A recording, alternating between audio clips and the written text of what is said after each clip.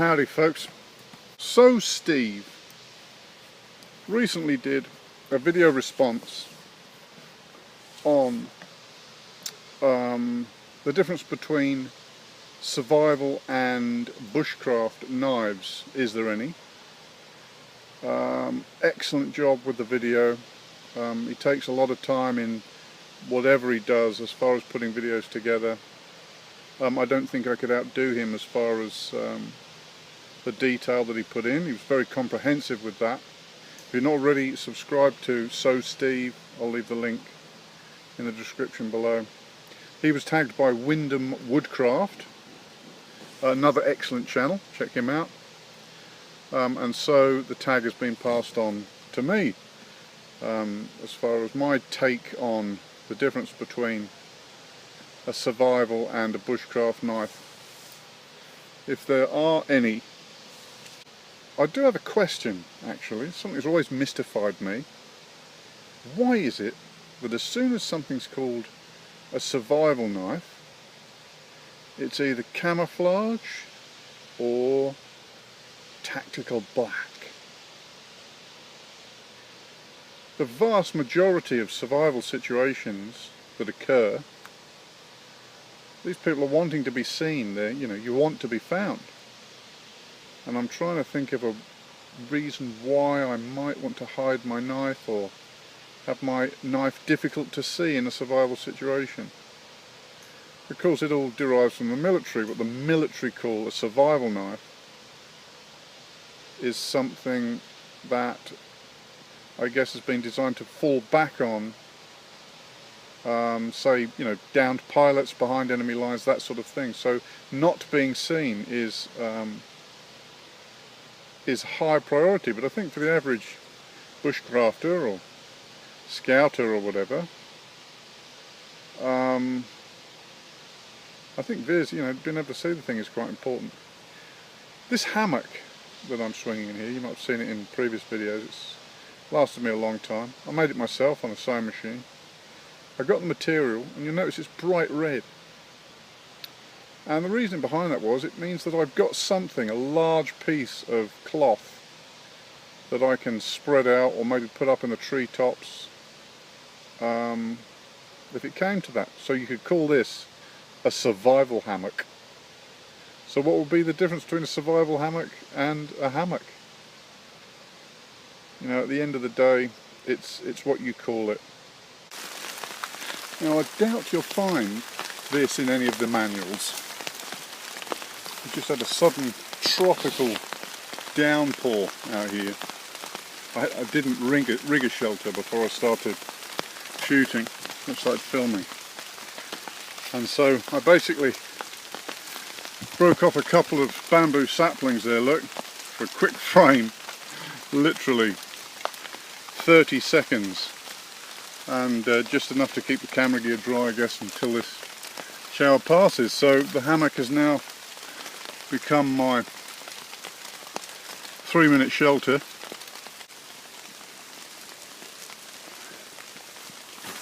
Yeah, it's definitely a bit unconventional. And it seems to be working quite well. It's keeping the rain off my pack and my camera. Happy days. Probably I'll get some frowns from the hardcore bushcraft guys for not putting that shelter up.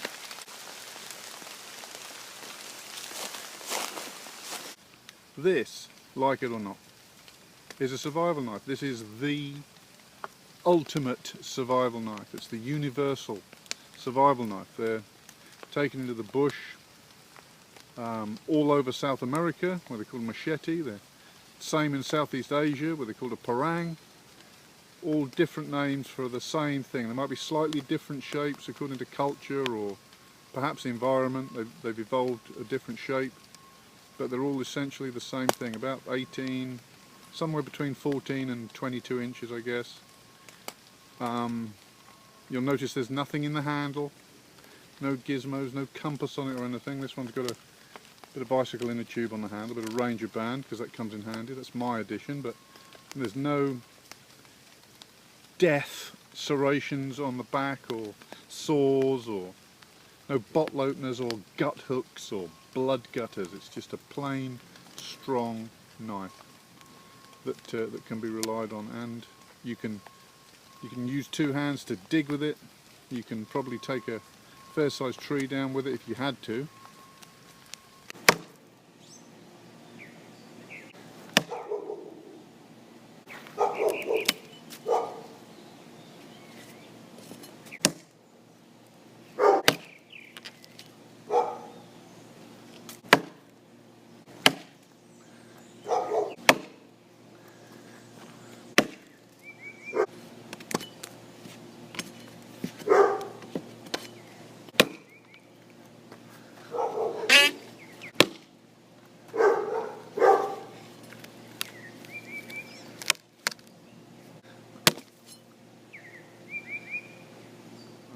It's just a great all-rounder because it's a little bit big to put in your pocket. Which brings me to the next thing.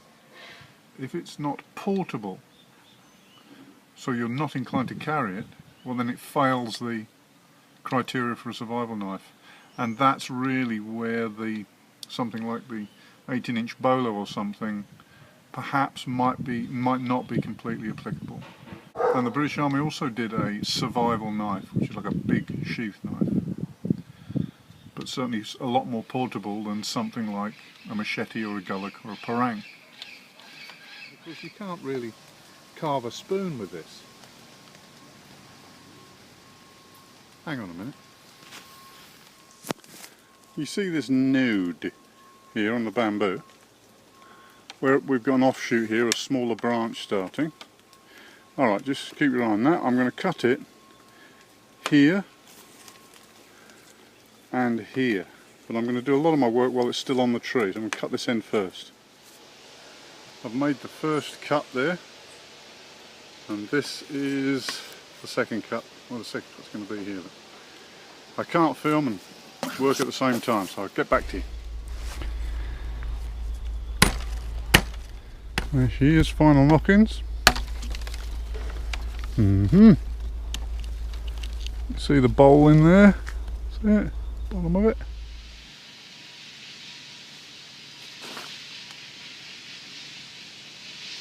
Well, it's a pot spoon, but it's a spoon. Can I be in the club now? Needs a bit of finishing, but I want to get a nice, with a little bit of heat over the fire, if you get a nice curve in the handle there like that. All with a machete, didn't touch it with a small knife. Amazing what you can do, eh? Definitely a spoon, it's a spoon. So there it is, the universal survival knife. I like this one in the bolo, but you can see they never break.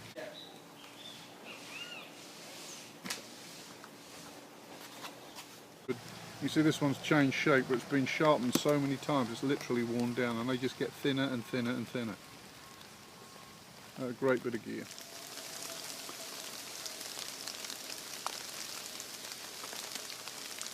Of course, I won't be sitting in it anytime soon.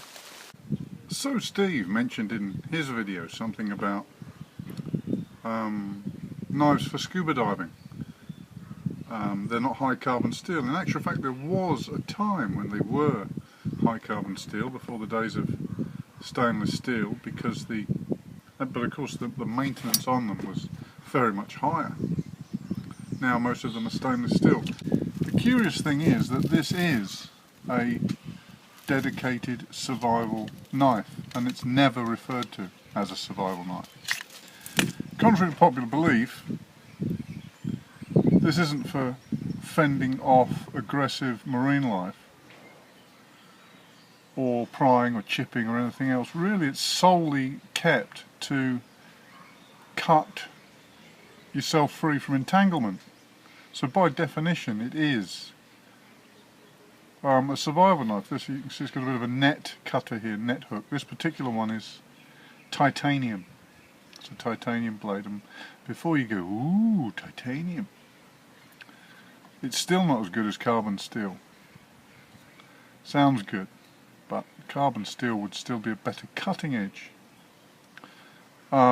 It's better than stainless steel, although the majority of scuba knives are stainless steel, because it holds an edge better than stainless steel, and of course it never shows any corrosion, so you can sharpen it and prepare it and put it away, and no matter how long it is since you've looked at it last, you can pretty much guarantee that it will come out of the sheath uncorroded and sharp and ready to go. But there it is. That's a tool dedicated for, you know, a diver's survival, and it's never referred to as a survival knife.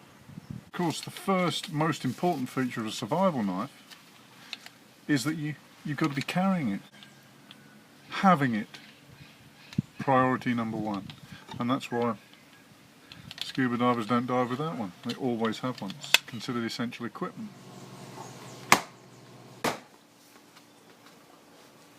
Well, there it is. For what it's worth, that's my take on the differences between a bushcraft knife and a survival knife. In a nutshell, any bushcraft knife that's well chosen, as far as I'm concerned, will make a good survival knife. But not every survival knife would necessarily make a good survival knife. And of course, any blade in a pinch is better than no blade at all, even if it's a pencil sharpener, as far as I'm concerned. So, thank you very much, Steve, for tagging me on that. It's been interesting doing the video. On Houseboat Rob's channel, he does reviews on all the machetes you can think of, the long blades and the short blades, and all the ones that you can't think of too. It's an interesting channel, and it just so happens that he, last week, has just finished doing a review on the Israeli survival knife. So check that video out, and of course he would be my natural choice as far as passing on the tag. I hope you haven't been tagged already, Rob, but this is it. I'm tagging you on this, the difference between a survival and a bushcraft knife, if you think there are any. Alright folks, thanks for watching. I've had a great time. I'll see you in the next one. Oh, in the next one. In the next one, I have been tagged on the 5 B's of survival. It's yeah, the 5 B's. It's beer, big knife, bannock, bedding, and broom handles, isn't it? Is that the 5? Well, the 5 C's. Oh, the 5 C's. The next video is the 5 C's of survival. My take on that. I'll see you there. Till the next one. Scout out.